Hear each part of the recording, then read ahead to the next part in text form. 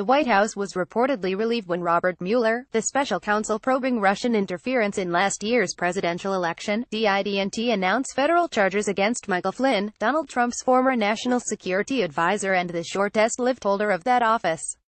Instead, Mueller made his first public splash by indicting Paul Manafort and his aide Rick Gates and cutting a plea deal with foreign policy advisor George Papadopoulos, all for conduct during or predating the campaign.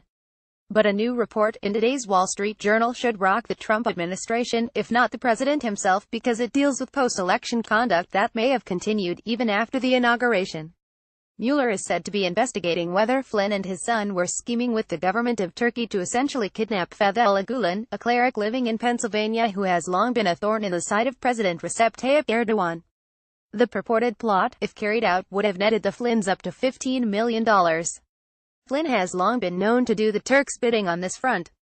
The very day Trump was elected, the retired lieutenant general published a note in The Hill calling for the U.S. to not give safe haven to Gulen, whom he branded a radical Islamist, all without disclosing that he was being paid handsomely for this lobbying. And as early as September of last year, he had discussions with Turkish officials to find ways to deliver on the Gulen plan, according to James Woolsey, the former CIA director. The fact that Flynn never registered as a foreign agent of Turkey, much like Manafort didn't register for doing work for Ukraine before he worked for Trump, gives fuel to a federal grand jury to indict him for that very omission. But even that would be the least of Flynn's worries.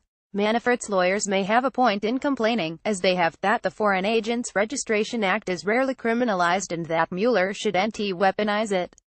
But what if Flynn's machinations to whisk away Gulen continued, even after he took the oath of office as Trump's national security advisor, and if he did do that, did other administration officials know? As University of Texas law professor Steve Vladok points out, carrying a foreign country's water in one's capacity as a public official is, no questions asked, a serious federal felony, still quite a few steps removed from treason, but grave enough to cast judgment on Trump and anyone else tasked with vetting Flynn.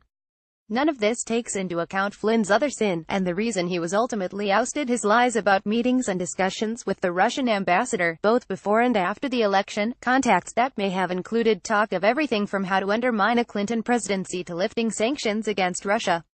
You may recall that it was these discussions, which the FBI knew about and questioned Flynn on, that led Acting Attorney General Sally Yates to sound the alarm early on with the administration.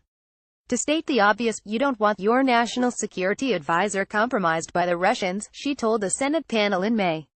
All of this intrigue about what the White House did or didn't know about Flynn is precisely why Mueller may be keenly interested in this part of the Trump-Russia imbroglio. For one, every official his team of prosecutors interviews about the matter has an interest in being truthful, or else faces the prospect of prison time for lying to investigators. Loyalty to Trump won't help them much there.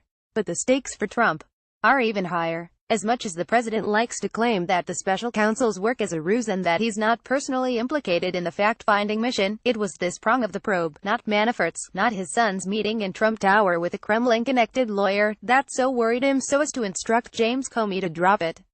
I hope you can see your way clear to letting this go, to letting Flynn go. He is a good guy. I hope you can let this go, the fired FBI director recalled Trump saying during his explosive Senate testimony. When Comey didn't do as told, Trump fired him.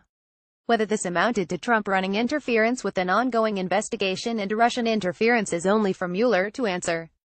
But if and when the special counsel goes there, or at least brings Flynn into the picture, Trump will be more likely this time to heed his lawyer's advice and not put roadblocks in Mueller's path.